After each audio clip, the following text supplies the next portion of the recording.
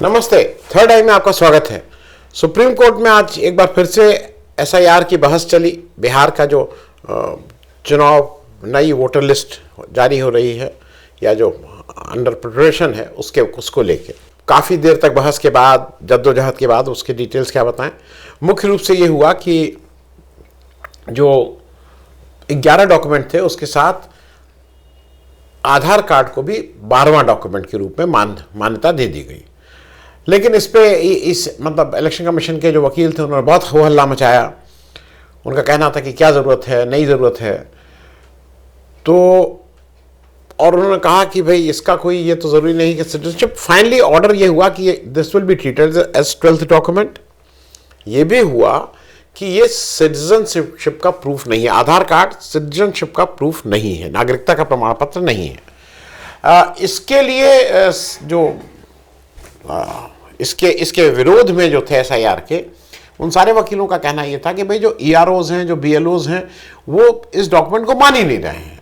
वो आधार कार्ड को, हालांकि 10 जुलाई से ये सब मामला चल रहा है, सुप्रीम कोर्ट ने बहुत स्पष्ट शब्दों में कहा था कि इसको मान लिया जाए, लेकिन फिर भी वहाँ ग्राउंड लेवल पे ये नहीं मान रहे हैं। तो इसलिए आवश्यक है कि इसको formally as document number 12 treat किया जाए, तभी वो वहाँ पे वैधता उसकी होगी, अदरवाइज ये अवैध माना जाएगा। अब इस पे जब बात कर लें तो थोड़ा एक दो चीज़ें मैं आपसे इसलिए करूं कि आज स्थिति क्या है बिहार में। बिहार में स्थिति ये है कि इंडिया गठबंधन राहुल गांधी के नेतृत्व में तेजस्वी यादव, दीपंकर जी, सब लोगों ने मिलकर एक अच्छी बड़ी वोट अधिकार यात्रा चलाई। ये सारे लोग इसके पक्ष में खड़े हैं कि भाई जो भी जितने लोग वोटर हैं सबको वोट देने का अधिकार हो। तो वोट देने के अधिकार के पक्ष में कि जो वोट देने का आप कैसे हो, मैं उस पर डिटेल में नहीं आ रहा हूं, उसके साथ खड़ा हुआ इंडिया गठबंधन दिखाई दे रहा है और राहुल गांधी उनके साथ उसकी अगुवाई कर रहे हैं। इसके उलट बीजेपी कुछ अजीब सा एक एक्सक्यूज कि घुसपैठिए घुस गए हैं, फला घुसपैठिए अभी तक एक भी नहीं आइडेंटिफाई की, घुसपैठिए घुस गए हैं, क्या आप घुसपैठियों को चाहेंगे वोट देंगे, इस तरह की कुछ लेम एक्सक्यूजेस कर रहा है, लेकिन पिन पॉइंट नहीं कर पा रहा है। तो ऐसा लग रहा है कि बीजेपी इसके विरोध में है और बीजेपी केवल ये चाहता है कि उसके जो विपक्षी हो उनके वोट काट दिए जाए, इत्यादि इत्यादि, इस तरह का एक जनरल मुद्दा बन रहा है। अब जरा बिहार में क्या है मुद्दा, ये एक बार फिर से रिवाइज कर लें। बिहार में जब ये एसआईआर जब शुरू हुआ और इसने जो वोटर लिस्ट की गहन परीक्षण शुरू किया, तो बिहार में उस समय वोटर लिस्ट में कुल वोटर करीब थे 7.89 करोड़, 7 करोड़ 89 लाख वोटर थे। उसमें से 65 लाख वोटरों का नाम काट दिया गया। तो आज की तारीख में 7 करोड़ 24 लाख वोटर हैं। अब मैं एक एक करके सिलसिलेवार समझाऊंगा, क्योंकि ये 7 करोड़ 24 लाख भी सब वोटर हो गए, ये नहीं है। ये पहली लिस्ट में, ड्राफ्ट लिस्ट में आए हैं। इसके अलावा जो मेरा जो शुरू से एक आर्गुमेंट है या जो मैं समझने की कोशिश कर रहा हूं कि बिहार में या तो सुप्रीम कोर्ट एसआईआर को निरस्त कर दे, अगर निरस्त नहीं कर रहे हैं तो फिर एक बड़ा इससे वोटर लिस्ट पे कोई ना कोई गंभीर असर पड़ रहा है। देखिए, मोटी मोटी चीजें समझ लिए। एक एलिजिबल वोटर होता है, 18 साल के ऊपर जो भी व्यक्ति है वो वोट देने का अधिकार है अगर वो भारत का नागरिक है, इसमें कोई दो राय नहीं। तो भारत के जो अभी तक की जो आंकड़े हैं उसमें जो एलिजिबल वोटर की जो जनसंख्या है, जो पॉपुलेशन है, उसका 99%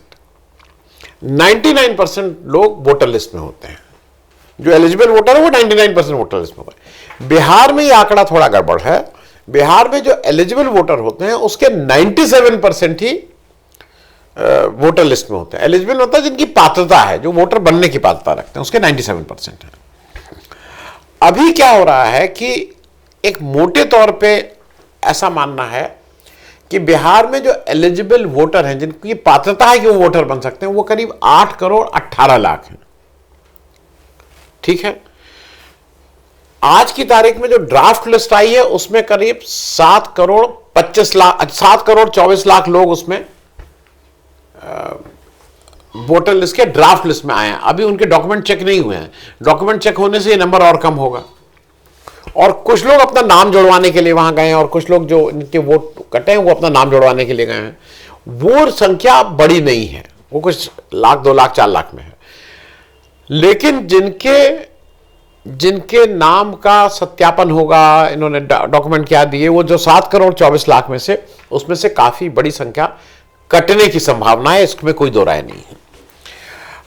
अब अगर 8 करोड़ 18 लाख लोगों की पात्रता है, और करीब, मतलब संख्या की दृष्टि से 8 करोड़ 20 लाख कर लीजिए, और करीब 7 करोड़ 20 लाख लोग ही वोटर रह पाते हैं, 1 करोड़ लोग कम हैं, तो एक बहुत मोटा अंदाज से ये मानिए कि 12-13% लोगों का वोट नहीं रहेगा। तो जो 100 में 99% का नेशनल एवरेज, 100 में 97%, 97% का बिहार का एवरेज अभी तक का, वो गिर के हो जाएगा 100 में 87% लोग ही वोटर रहेंगे, eligible, out of eligible voters. अब ये जो 65 लाख वोटर हैं, उसमें एक 22 लाख वोटर जिनको कहा जा रहा है कि उनकी मृत्यु हो गई है। हालांकि बहुत से ऐसे वोटर भी दिख रहे हैं जो मृत घोषित कर दिए गए हैं, लेकिन कोई राहुल गांधी के साथ चाय पी रहा है, कोई सुप्रीम कोर्ट में योगेंद्र यादव के साथ अपियर हो रहा है, उस 22 लाख में ही जिनको मृत घोषित किया गया है। तो ये कुछ सारा कुछ जो एक है वो असमंजस की स्थिति है। अब पूरे देश में अब मोदी जी एक नया अब ले आए हैं, सरकार ये कह रही है कि नहीं, अब तो हम पूरे देश में SIR करेंगे, एक गहन परीक्षण करेंगे, सिर्फ बिहार तक नहीं। मेरी जो अपनी समझ है, ये मोदी जी का जो एक आदत नहीं, वो जिद, मैं जिद है, मैं चाहे कुछ हो जाए, चाहे देश तबाह हो जाए, लेकिन मैं नोटबंदी करूंगा ही करूंगा। नोटबंदी से पहले कहूंगा कि किसी चौराहे पे मुझे मिल जाना, अगर मैं न कर पाऊं, फिर उसके बाद भाग जाऊंगा। नोटबंदी में कहूंगा कि इससे काला धन आएगा, फिर उससे ज्यादा पैसे आ गए, जितने आपके नोट थे उससे ज्यादा पैसे आ गए। मतलब ये एक बहुत टिपिकल ऑफ मोदी जी है कि हम अपनी जिद में मानेंगे नहीं, चाहे जितना नुकसान हो जाए। GST लगाया बिना ठीक से उसकी तैयारी के लगा दिया, it was not properly planned, नुकसान सबके सामने है, लेकिन जिद है कि हम नहीं मानेंगे। तो अब 8 साल लगे, अब उसको कम कर रहे हैं, उसको रैशनलाइज कर रहे हैं, लेकिन जो डैमेज होना है वो डैमेज हो गया। Small and medium scale industries का तो सत्यानाश हो गया, बिल्कुल कबाड़ा हो गया। क्योंकि अब यह है कि 8 करोड़ 18 लाख में ये कहीं 7 करोड़ 18, 20, 22 लाख लोग ही वोटर रह पाएंगे, ऐसा इंडिकेशन है। पक्का होगा मुझे नहीं मालूम है, क्योंकि 65 लाख तो ऐसे ही कम हो गए, तो 7-24 में ही सारा कुछ होना है। अब एक चीज जान लीजिए कि वोट किसके कटते हैं, यह समझना जरूरी है कि वोट किसके कटते हैं। वोट कटते हैं जितना वंचित तबका है, जितने दलित हैं, जितने पिछड़े हैं, जितने गरीब हैं, वोट इन्हीं के कटते हैं। और जो बड़े आदमी है ना, उनको वो वोट देने भी नहीं जाते हैं, ड्राइंग रूम में बैठ के बात करते रहते हैं, और उनको इससे कोई फर्क नहीं पड़ता है। फर्क पड़ता है आम आदमी को, फर्क पड़ता है उस व्यक्ति को जिसको, इस देश में 80 करोड़ लोगों को जिनको अनाज मिल रहा है, अगर वो अनाज मिलना बंद हो जाए तो उनकी भुखमरी की नौबत आ जाए, उनके लिए वोट की अहमियत है। ये बात मैं इसलिए कह रहा हूं कि 2024 में एक देश के एक वर्ग को ऐसा लगा था कि संविधान के साथ मोदी सरकार खिलवाड़ करेगी, संविधान की वजह से उनको बहुत से उनको अधिकार हैं, बहुत सी सुरक्षा है, वो गड़बड़ होगी। और उस वजह से जब मौका आया और जब ऐसा लगा कि बीजेपी सरकार 400 पार के नारे के साथ उनके संविधान को ही बदल देगी, तो उनको बिल्कुल 240 तो अब साफ लग रहा है कि वोट चोरी के साथ 240 है। अगर वोट चोरी नहीं हुई होती तो नंबर बहुत कम रहता।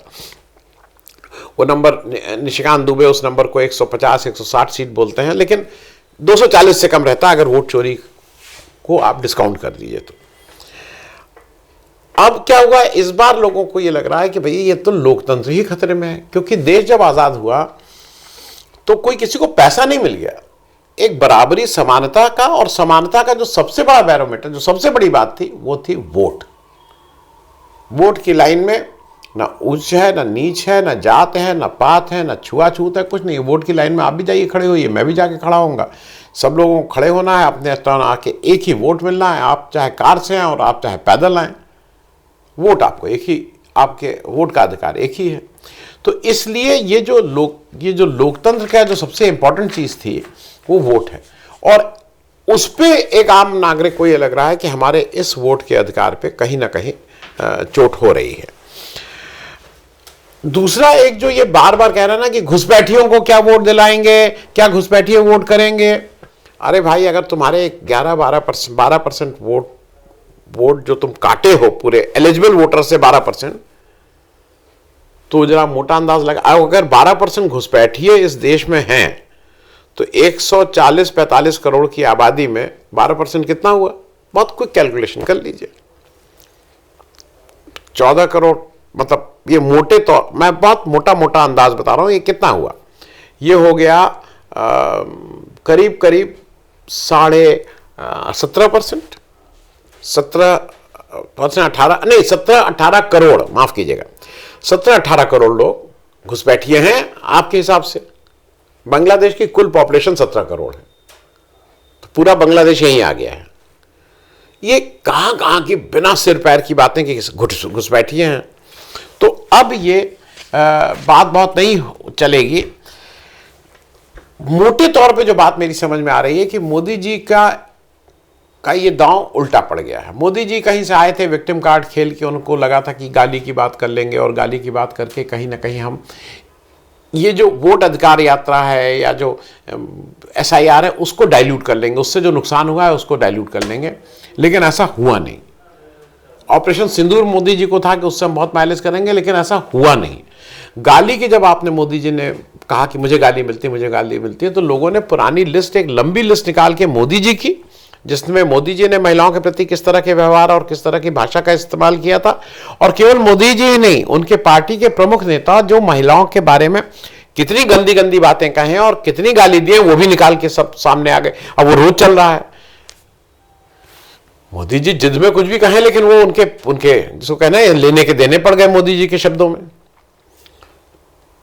ऐसे में मुझे ऐसा लगता है कि अभी तो ये देखिए SIR कुछ कर लेंगे। अगर SIR को विड्रॉ नहीं किए हैं, जो कि सामने है कि अब नहीं हो रहा है, तो अभी तो इसका इफेक्ट, इसका परिणाम आना अभी बाकी है। वो मैं बताऊं क्यों। बिहार में ये इलेक्शन की डेट, मेरा अपना अनुमान ये है कि पहले या दूसरे सप्ताह के, नवंबर के पहले दूसरे सप्ताह में वोटिंग होगी, क्योंकि सितंबर के आखिरी सप्ताह तक अनाउंसमेंट होगा, पहले दूसरे सप्ताह नवंबर में वोटिंग होगी, क्योंकि 22 नवंबर से पहले नई विधानसभा का गठन होना है। अब अगर पहले या दूसरे सप्ताह में वोटिंग होगी नवंबर के, तो उससे पहले दिवाली है 21 अक्टूबर को और 27 अक्टूबर को छठ है। बिहार में छठ एक ऐसा पर्व है जिसपे खूब लोग पार्टिसिपेट करते हैं। सारे देश से जो बिहार में के जो लोग काम कर रहे हैं, अप्रवासी हैं, बाहर जाके काम कर रहे हैं, घर पे सपोर्ट कर रहे हैं, वो सब आते हैं। मतलब मेजॉरिटी उसमें आती है, कोशिश करती है आने की। अब वो घर पहुंचेंगे 27 को, वहां सब बातचीत होगी और ये होगा कि नाम तो तुम्हारा तो नाम कट गया, तुम्हारा नाम कट गया, क्योंकि 12% लोगों का नाम कटा है। तो एक बड़े वर्ग का नाम कट गया है। तो जब नाम कट गया है तो वो अक्रॉस दी वो है, वो भाजपा के भी सपोर्टर हो सकते हैं, इंडिया गठबंधन के भी सपोर्टर हो सकते हैं।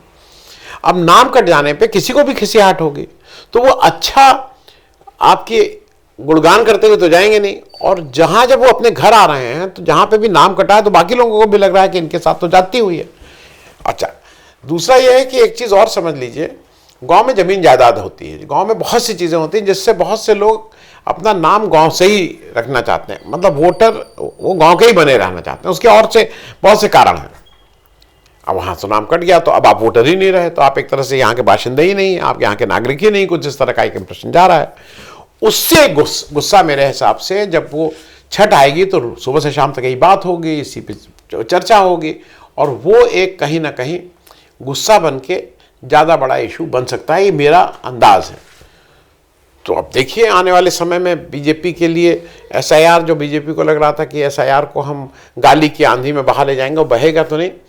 एसआईआर एक देश में बड़ा मुद्दा बनेगा, और चूंकि मोदी जी जिद में उसको पूरे देश में करा रहे हैं, तो शायद जो अभी तक, देखिए आइडियली मोदी जी को क्या करना चाहिए था, बिहार में एसआईआर उन्होंने कराई, उसका इफेक्ट देख लेते, इफेक्ट देख लेते कि उससे उनका कितना फायदा हुआ, वोट की दृष्टि से कितने कम वोट मिले, ज्यादा वोट मिले, सीटें कम मिले। और अगर उनको लगता कि इसको एसआईआर कराने से बीजेपी का फायदा हो रहा तो बिल्कुल कराते पूरे देश में। लेकिन अभी बिहार का इलेक्शन हुआ नहीं, on the face of it ऐसा लग रहा है कि वहां कोई दिक्कत है, और उसके बाद आप वो अगर एसआईआर पूरे देश में कराने के लिए तुले हुए हैं तो उसका नुकसान हो रहा है, ऐसा मुझे लगता है। थैंक यू सो मच, बहुत बहुत धन्यवाद।